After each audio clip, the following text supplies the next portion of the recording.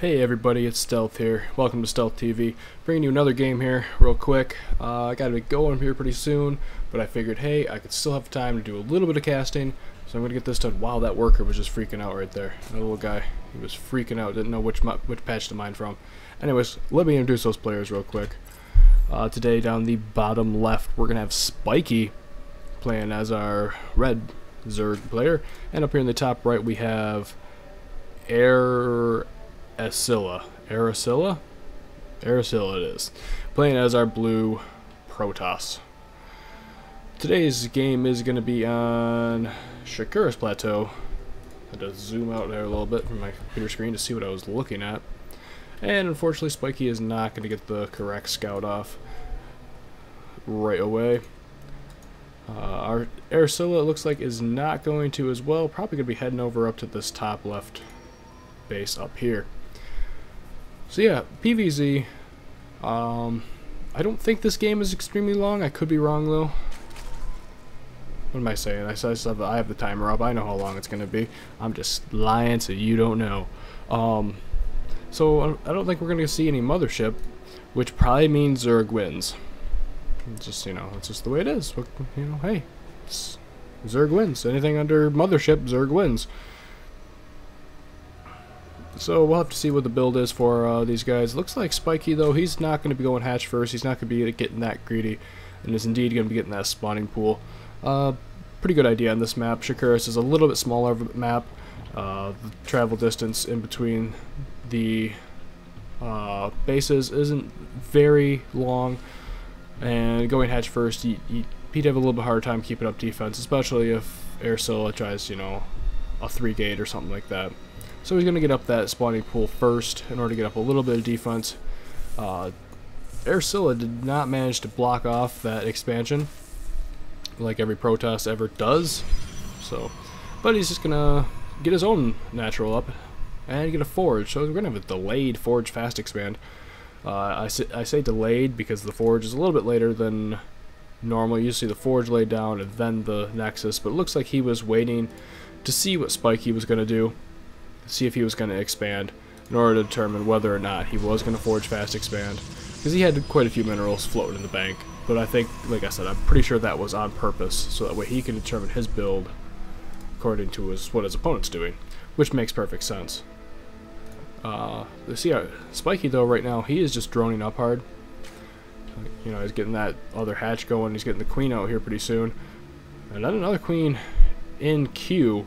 I don't know if that was a misclick or if he actually has plans for that. He's probably just going to send it down to this hatchery. Just, you don't see it queued up very often. But yeah, that makes sense. He'd send it down to that hatchery. And we got a drone line slash probe line going crazy over here.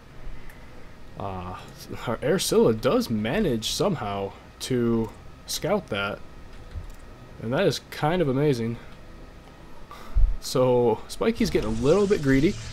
I guess he didn't see anything that he thought was too worrisome, so he's gonna double expand, try to get that economy up a lot more. And now that I see that, Protoss has a very good chance of winning this game early. If aiRAcilla, I would call him aiRAcilla, but you get the point. If aiRAcilla has if he attacks early, there we go, I was trying to word this in my mind.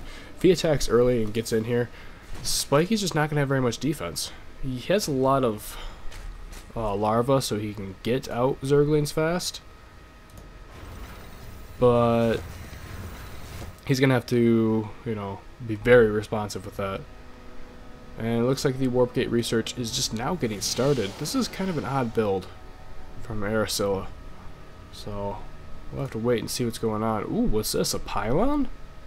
Is aiRAcilla also gonna double expand? It looks like he they are as well. There we go. Alright, so 3 base on SpiKy. And the only attacking units we have right now are 2 Zerglings and 2 Zealots and a Sentry. At 7 minutes into the game. Remember the other match I cast, I was talking about how people be getting a lot more greedy with their expansions. This is exactly what I'm talking about.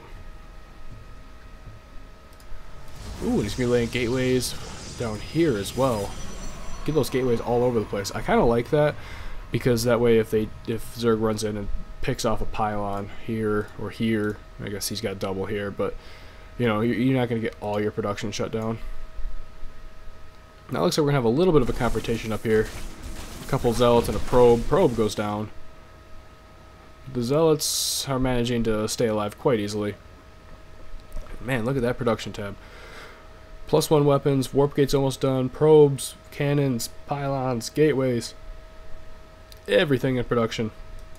And then we got spine crawlers going down for SpiKy, the SpiKy spine crawlers, the SpiKy crawlers. Man, I'm horrible at jokes, but that's alright. You're not here to watch or get my jokes, you're here to watch StarCraft. A couple more gateways being laid down in the main. Like I said, I really do like this. Splitting up your gateways, because once you get warp gate, it doesn't really matter where your gates are. You know, your units just get warped in anyways, so that's not that big of a deal. I just got a text, but I'm going to wait to read that so that way I can bring you this awesome match, which is gonna it's gonna hit a threshold. At one point, both players are being pretty passive as of right now, but it's gonna reach a threshold and all hell's gonna break loose. SpiKy's even getting down on macro hatch right now, so once that macro hatch goes down, you know the players are just about ready to switch from droning hard into producing units.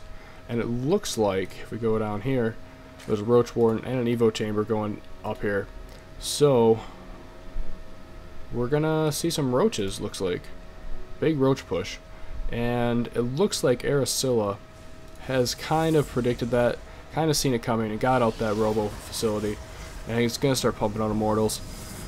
He's definitely gonna need those immortals up, especially with a very big roach push. And man, look at that creep spread.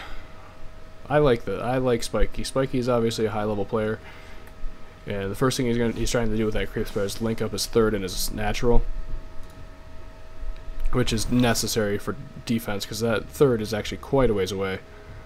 So wow, this is a lot of roaches from SpiKy here. We'll see. I think aiRAcilla is only going to have one immortal out. In fact, he's not going to have much for defense down here. He's got a bunch of sentries to block the ramp and a couple cannons. Looks like SpiKy though, he's just saying screw that, too many cannons, let's see what's up in the natural here. And really there's not a whole lot. There's a few units up here, lots of very sentry heavy. Ooh, he does manage to pick off a couple roaches really quick. SpiKy's gonna have to move back though. He sees that there's just too many sentry. He's gonna be split, you know, left and right, up and down, and he's just gonna lose all those roaches way too easily.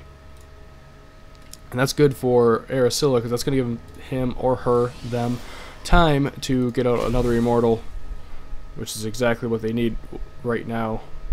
SpiKy in turn is going to take this opportunity. He knows he's got his opponent trapped right now. Another little engagement, good force fields, actually really good force fields. You're going to manage to keep most of the roaches out. Might lose that gateway. Nope. SpiKy does manage to, or does move back. aiRAcilla does get a pretty good hold there. And the cannons didn't even take that much damage. They were really good force fields right there for what he had available to him. But like I was saying, SpiKy though, he knows he has his opponent on Contain, so he's just going to take this opportunity to expand again and get up, you know, more production, because his main's going to be mined out fairly soon. Probably his natural, nope, his natural looks fine. But holy, wow, that's a lot of stuff. He was saving up a lot of larvae for this push. There's a whole nother slew of lings coming in back here. So this is going to be a big push. I think SpiKy's going to go for it this time, and he's going to commit. So let's see. No, maybe. He's not sure yet. That's understandable. These are some major defenses from aiRAcilla. And, you know, you got to find just that right spot. Meanwhile, blink research is being done by aiRAcilla, and he's getting out that Robo Bay. The Robo Bay is going to be very important. Ooh, I didn't even notice the Spire go down. So SpiKy does have some mutas out. He's going to try a little bit of probe harass here and going to get off quite a few kills. Maybe. There he goes. Now he's committing in. aiRAcilla a little slow on the reaction. He's going to lose a few probes. Not too big of a deal though. It's only 4 Mutalisks. They're not doing too much damage. Bringing up the whole army, it almost looks like, at least a good chunk of it, is gonna force those mutas out and away. So there's the infestation pit. So we may actually see Infestor Brewlord in this match. Oh, and another hatch being laid down. Kind of looks off center. Maybe it's just me, but it kind of looks off center on the map. Oh, and another one down here. Wow, SpiKy is getting very greedy. But honestly, he has the contain.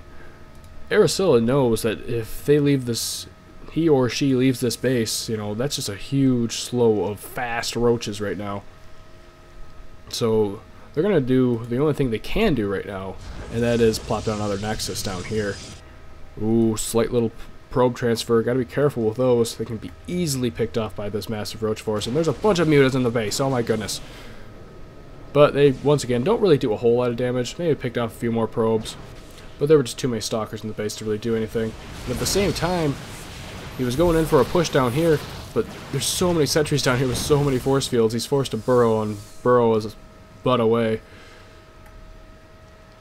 Looks like the creep spread has stopped for SpiKy, but he's laying down a bunch of spine crawlers up here for his defense. Exactly what Zerg normally does. I mean, when you have so many minerals, you only have so much, you know, larvae you can spend it on. Might as well build spine crawlers. So, a bunch more mutants. Oh my goodness, aiRAcilla, he's going out with a huge force. He's got a couple Colossi out, a bunch of Immortals.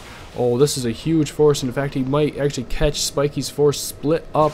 No, he does kind of backtrack a little bit, and SpiKy does manage to get back to his spine crawler line, which is going to be essential, because oh my goodness, would you look at this giant push.